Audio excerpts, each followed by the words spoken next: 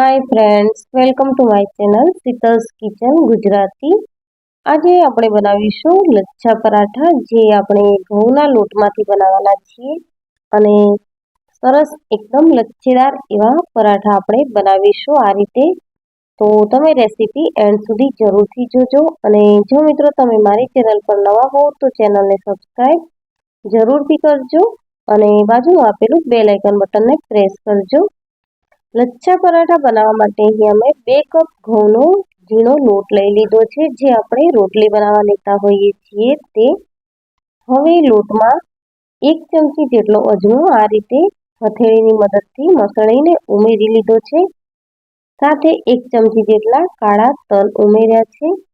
1 ચમચી મીઠું અથવા તો સ્વાદ પ્રમાણે મીઠું અને 2 મોટી ચમચી જેટલું તેલ ઉમેર્યું છે મોવણ માટે. તો કાળા તલ ઉમેરવા બિલકુલ ઓપ્શનલ છે, તો પણ પરાઠાનો લુક સારો આવે એટલા માટે મેં કાળા તલ ઉમેર્યા છે. તો હવે બધી વસ્તુને મિક્સ કરી અને આપણે થોડું થોડું પાણી ઉમેરતા જઈ અને કઠણ એવો લોટ બાંધી લેવાનો છે. તો પરાઠા માટેનો જેવો લોટ હોય છે એવો લોટ આપણે બાંધીશું, ન વધારે કઠણ કે ન વધારે સોફ્ટ. અને 10 મિનિટ જેવું લોટને રહેવા દેવાનો છે. તો 10 મિનિટ થઈ ગઈ છે. ત્યારબાદ આપણે ફરીથી આ રીતે લોટને મસળી લઈશું સારી રીતે, એટલે લોટ સરખી રીતે સેટ થઈ જાય.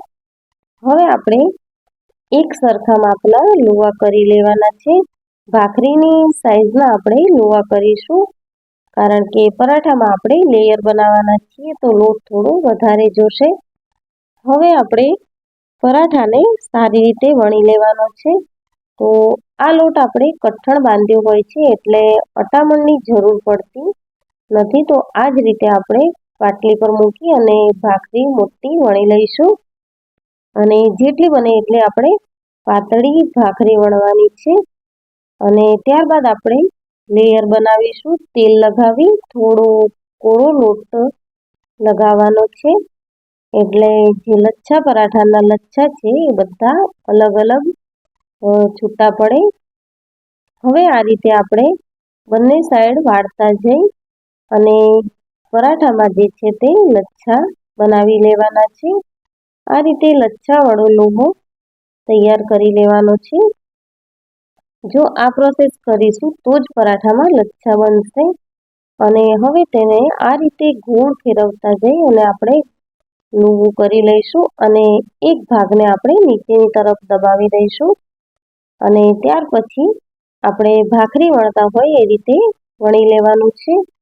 તો વણતા પણ આપણને લચ્છા જોવાય છે અને જેવી રીતે પરાઠો શેકાતો જશે તેમ લચ્છા અલગ થશે અને આપણને સારી રીતે જોવાશે.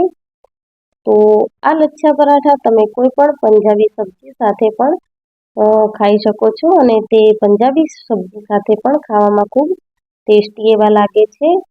હવે અહીંયા તવો ગરમ થઈ ગયો છે, તો મેં થોડું એવું તેલ લગાવી અને પરાઠાને શેકવા મૂકી દીધો છે. તો એકવાર તવો ગરમ થઈ ગયા પછી આપણે મીડિયમ ફ્લેમ ઉપર પરાઠાને શેકીશું.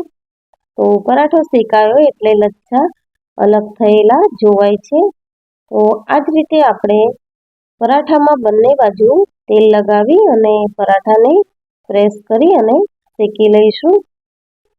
તો બીજી સાઈડ પણ પલટાવી લીધી છે અને બંને સાઈડે થોડું તેલ લગાવી અને આ રીતે પ્રેસ કરતા જઈ અને આપણે પરાઠાને શેકી લેવાનું છે. તો મિત્રો, તમને આ રેસીપી કેવી લાગી તે મને જરૂરથી જણાવજો. Thank you for watching. અને આ જ પ્રોસેસથી આપણે બીજા બધા જ પરાઠા બનાવી લેવાના છે. તો તમે જોઈ શકો છો કે એકદમ સારા એવા લચ્છેદાર પરાઠા બનીને રેડી થયા છે. તો જો મિત્રો તમને મારી રેસીપી ગમી હોય તો વિડીયોને લાઈક કરજો, શેર કરજો અને મારા ચેનલને સબસ્ક્રાઈબ જરૂરથી કરજો.